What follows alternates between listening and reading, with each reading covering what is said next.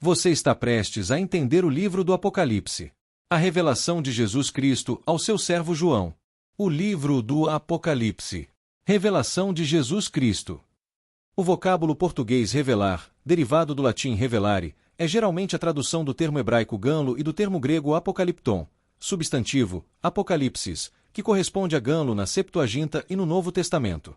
Os escritores clássicos traduziram a palavra apocalipse por revelação, e esta foi vertida para o latim com tal sentido, em razão de o verbo revelar, que frequentemente empregado nas escrituras ter este sentido. Daniel capítulo 2 versículo 22 e 28, ele revela o profundo e o escondido, conhece o que está em trevas, e com ele mora a luz. A revelação tem dois pontos focais: a. Os propósitos de Deus; b. A pessoa de Deus.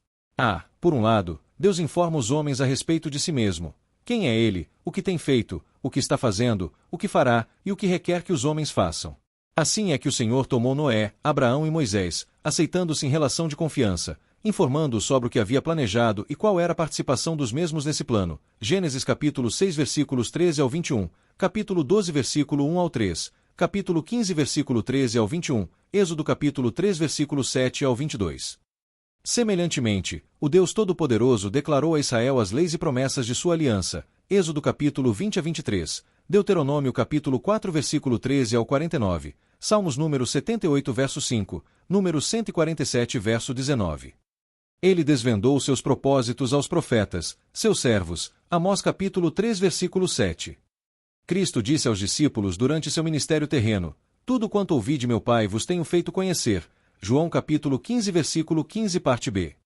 Deus revelou a Paulo, o grande, mistério da sua vontade, segundo o seu beneplácito. Efésios capítulo 1 versículo 9 parte A e capítulo 3 versículo 3. No Apocalipse, Cristo revelou a João seu servo, as coisas que brevemente devem acontecer. B. Por um lado, quando Deus envia a sua palavra aos homens, ele também os confronta consigo mesmo. A Bíblia não concebe a revelação como uma simples transmissão divinamente garantida, mas antes, como a vinda pessoal de Deus aos homens, para tornar-se conhecido deles. Gênesis capítulo 35 versículo 7, Êxodo capítulo 6 versículo 3, Números capítulo 12 versículo 6 a 8, Gálatas capítulo 1 versículo 15. Esta é a lição que devemos aprender das teofanias do Antigo Testamento. Êxodo capítulo 3 versículo 2 ao 22, capítulo 19 versículo 11 ao 20, Ezequiel capítulo 1, etc., bem como do papel desempenhado pelo enigmático anjo, mensageiro, do Senhor, que evidentemente é uma manifestação do próprio Deus. O Apocalipse não revela apenas o princípio de formação do grande plano de Deus na obra da redenção, mas de um modo particular, seu desenvolvimento e consumação. O seu conteúdo se compõe de 22 capítulos, 404 versículos, 12.000 palavras e 9 perguntas, capítulo 5 versículo 2, capítulo 6 versículo 10 e 17, capítulo 7 versículo 13, capítulo 13 versículo 4, duas vezes, capítulo 15 versículo 4, capítulo 17 versículo 7, capítulo 18 versículo 18.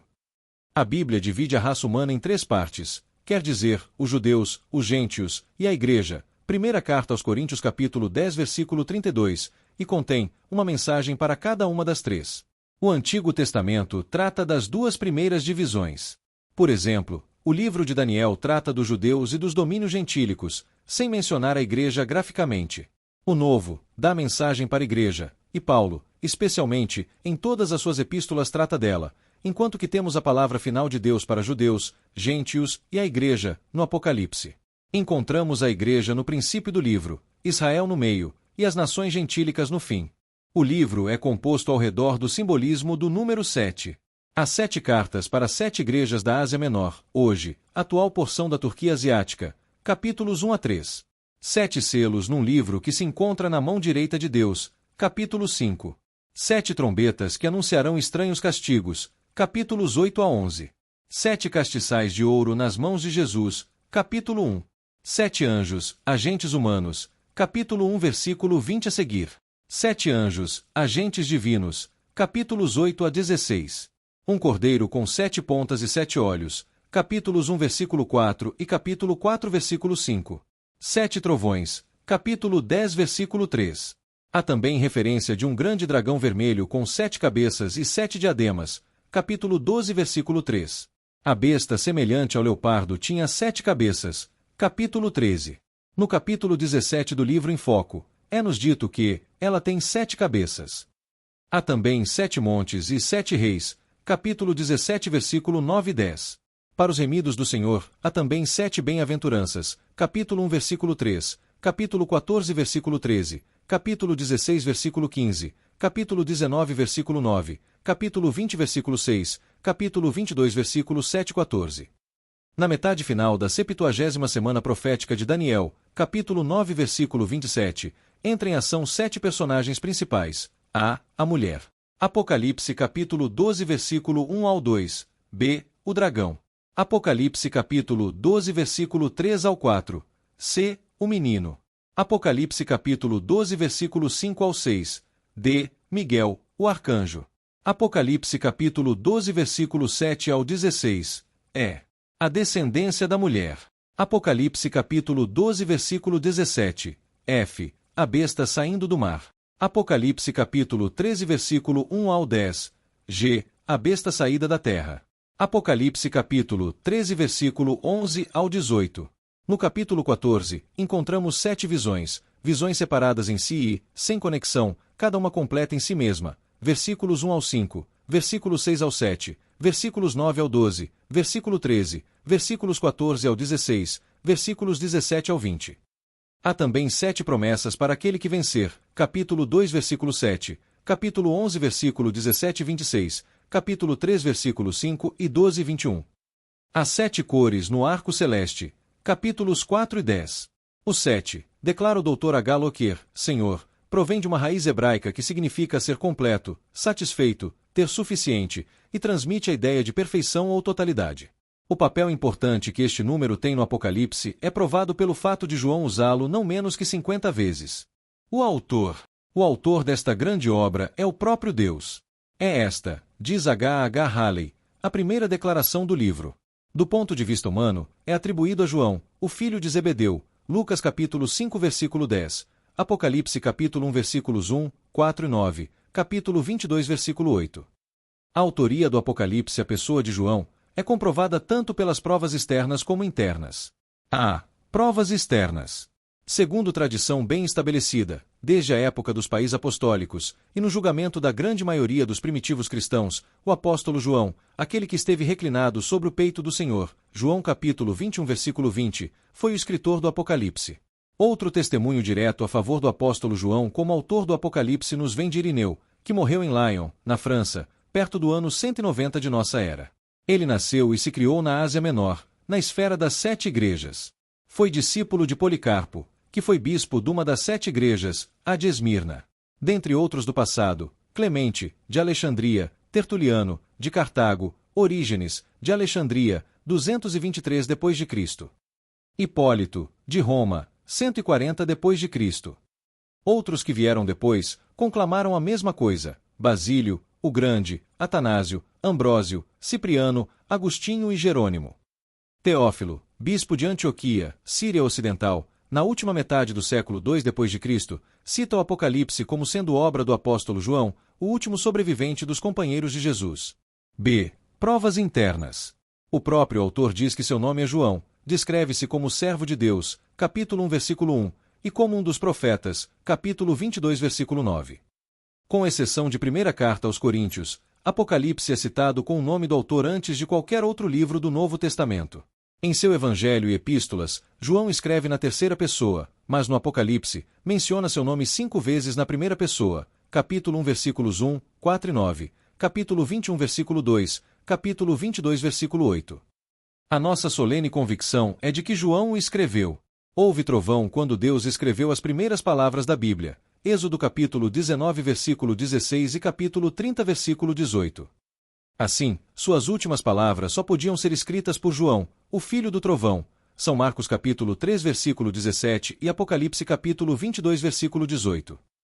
A data em que foi escrito.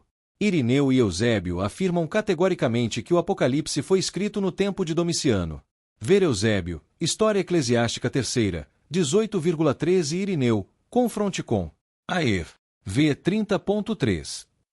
Esse testemunho foi aceito sem hesitação por Clemente de Alexandria, Orígenes e Jerônimo.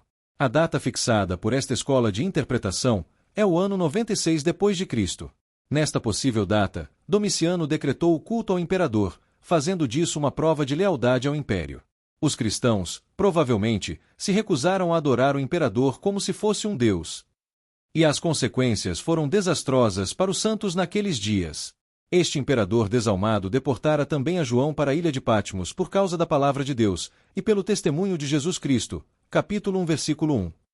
O conceitos e métodos de interpretação.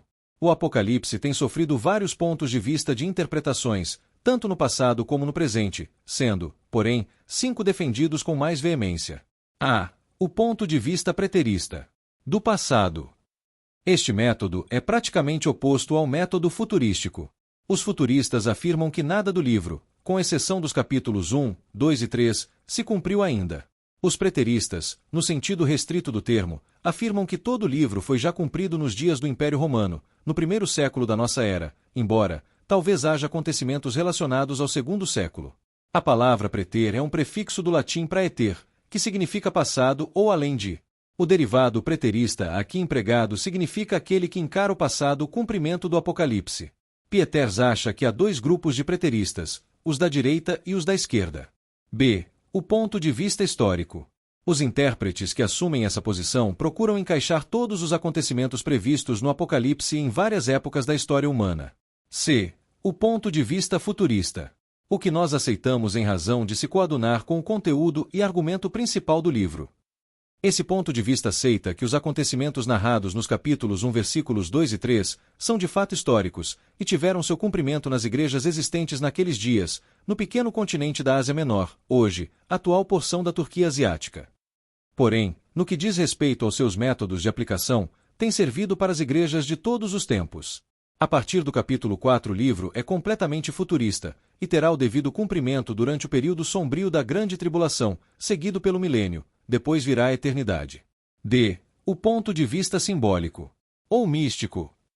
Os eruditos dessa escola creem que o livro do Apocalipse não é essencialmente profético e nem histórico, mas é uma vívida coletânea de símbolos místicos, que visam a ensinar lições espirituais e morais.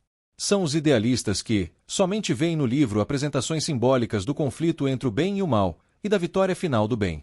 Esse método de interpretação é, sem dúvida, rejeitado na declaração, as coisas que brevemente devem acontecer, capítulo 1, versículo 1.